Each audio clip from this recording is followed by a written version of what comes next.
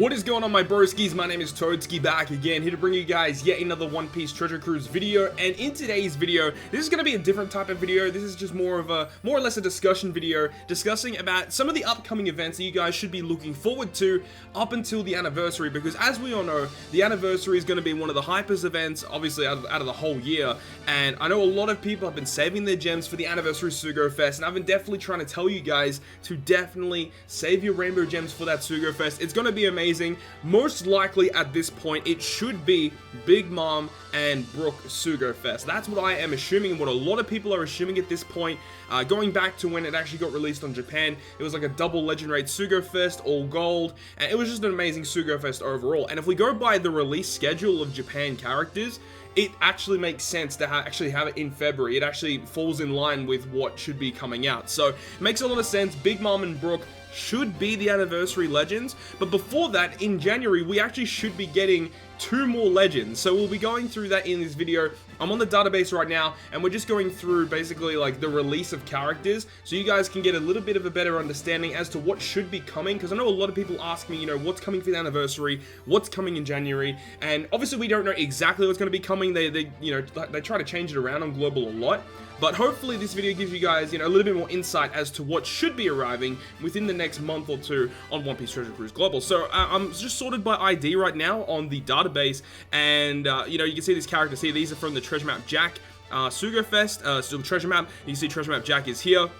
The Neko Fortnite is just out right now on One Piece Treasure Cruise Global, so this all makes sense. And then we can scroll up here, and we see a brand new 6-star character, which is going to be Whitebeard and Marco, a brand new dual unit. Now, this character is probably the best character in the entire game. Like, a lot of people say, V2 Katakuri, Gear 4, Big Mom.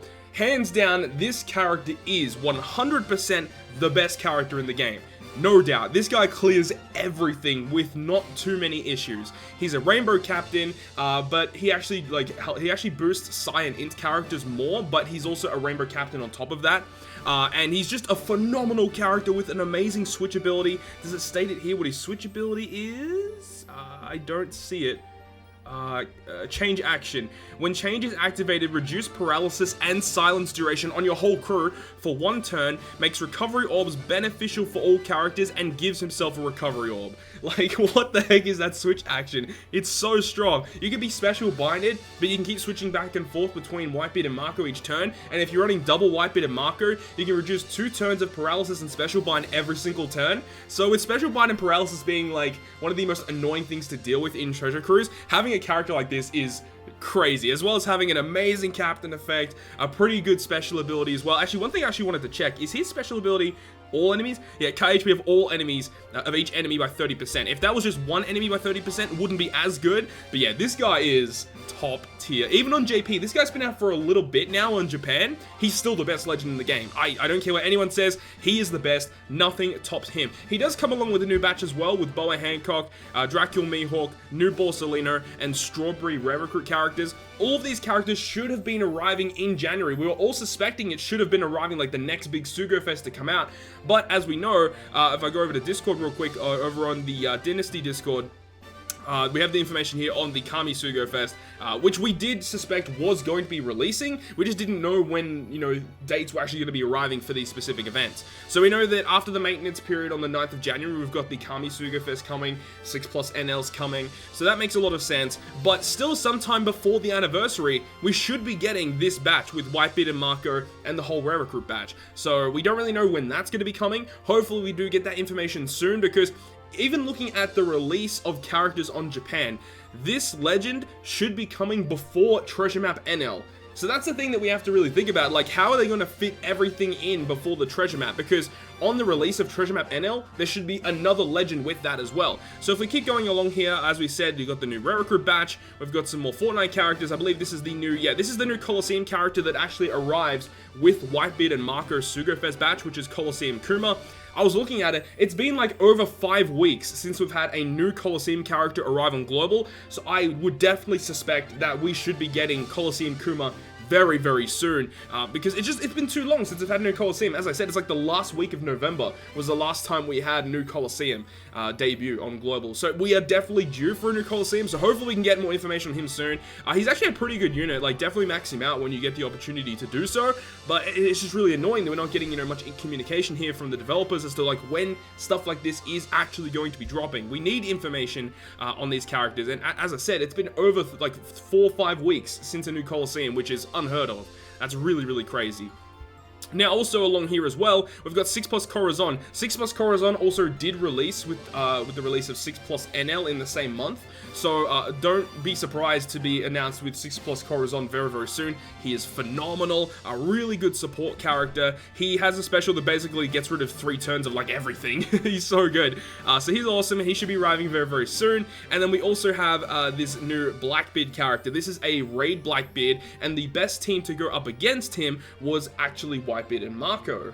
So to go on a little bit more about this Clash Blackbeard, there's actually the Legend introduction page before, like 24 hours before every new Sugofest batch, they'll always put up an information page about the new Legend character. Typically, this comes out, we already have the data mine information on the character, but it just shows you like a little bit of information as to how you can use them in a fight. Now, with this specific example of the new Whitebeard and Marco Legends on Japan, they actually showcased it against the new Raid Blackbeard. This Raid Blackbeard is actually really difficult. He has like, I think like 15 million health or even higher than that. He has a lot of HP. So having Whitebeard and Marco is great because they do a 30% health cut. So with double Whitebeard and Marco, you're already cutting his health in half. And then obviously with Sai and Int, they have some really powerful characters, or Sai in particular, because Blackbeard is an Int character.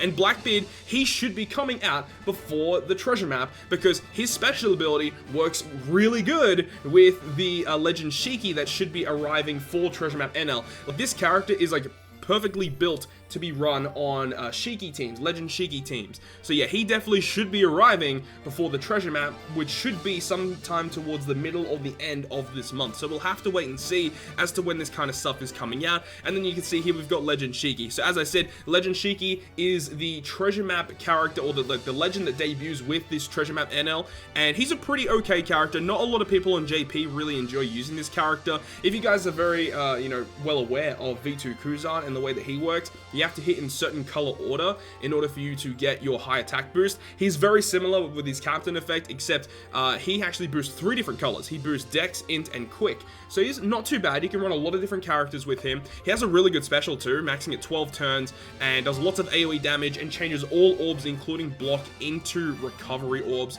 He's great, and as I said, he reduces your health significantly, works very, very well with Raid Blackbeard, where you need to be at low HP to get his attack boost on his special ability. So yeah, he works really well. Comes along with 2 rare recruit characters with Dr. Indigo and Scarlet, but then there's also 2 other treasure map rare recruit characters with Monkey D. Luffy and also Garnfor, and then obviously you got treasure map NL as well.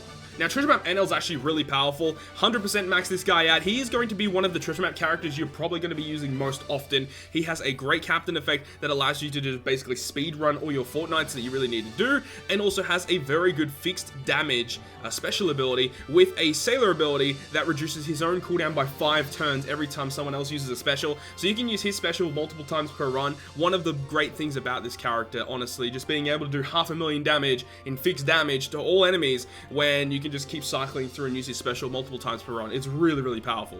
Moving on from that, the next fortnight that should be coming out is, well, there's actually a bunch of summer fortnights. There's a summer pudding, there's a summer Reiju, and a summer Conus. Now, I don't believe these will be coming out before Big Mom. They might come out, honestly. There is a chance that they could come out, but I don't think that would be the case. I feel like they might save these towards the middle of the year for the summer period over in the Northern Hemisphere. I think that makes a lot of sense. But then we've also got the Duke Inuarashi fortnight. So this should be arriving after the Neko fortnight. We don't have much information on that yet, but this should be the next fortnight coming out to global with some other rare recruit character, with some other fortnight characters, of course.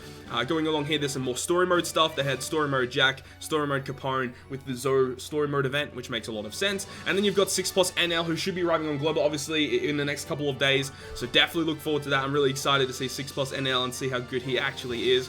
And then after that, we then arrive at the next Sugofest batch, which should be Emperor Big Mom, which is honestly one of the top legends in the entire game. You've got Soul King Brook, who is kind of disappointing in my personal opinion. He definitely can still clear content, but in my opinion, I'm a little disappointed in how he's actually built. He has a very good special ability, but most people are going to be going for Big Mom. She basically is like a buffed version of Lucy. She's god tier, honestly. She's so amazing. And the actual batch that she comes with is really good. She comes with a Rare Recruit Smoothie, Rare Recruit Sparrow, Cracker, and is there one more? Yeah, Daifuku. Yeah, so it comes along with 4 Rare Recruits and 2 Legends. This should be our anniversary Legend batch. It makes a lot of sense because obviously with what we've gone through so far, it should be arriving in February if we go by the release of everything. That makes a lot of sense. So I'm looking forward to this, and I'll definitely be pulling on it. Hopefully get my hands on Big Mom. She is amazing. And when you go over to the next page, there's actually 6+ Sanji. Version 1 Sanji, he gets his 6+ very, very soon. He should be arriving in the anniversary month as well, with 6+ Sanji, and I don't see the other character here. Where is he?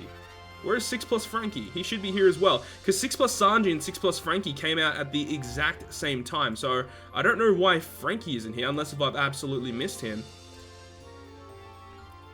But anyways, yeah, Sanji V1 6+ gets his 6+ with Frankie, and that should be arriving in February as well. So definitely look out for that, because Frankie 6+, oh my god, so strong. And even V1 Sanji 6+, he can still do a lot of content now. He has a lot more damage output, and the fact he's a rainbow captain, you can do some pretty cool teams with him. And on top of that, we've got Coliseum Daifuku, who I believe arrived with the Legend Batch Big Mom. So we'll have to wait and see when everything is actually supposed to be releasing. And then again, they could throw a curveball and do like global first content. I would be really hyped for global first Legends. I'd be really hyped for that. But honestly, Legend Big Mom, I would be really excited for that as well, because she's just so goddamn good.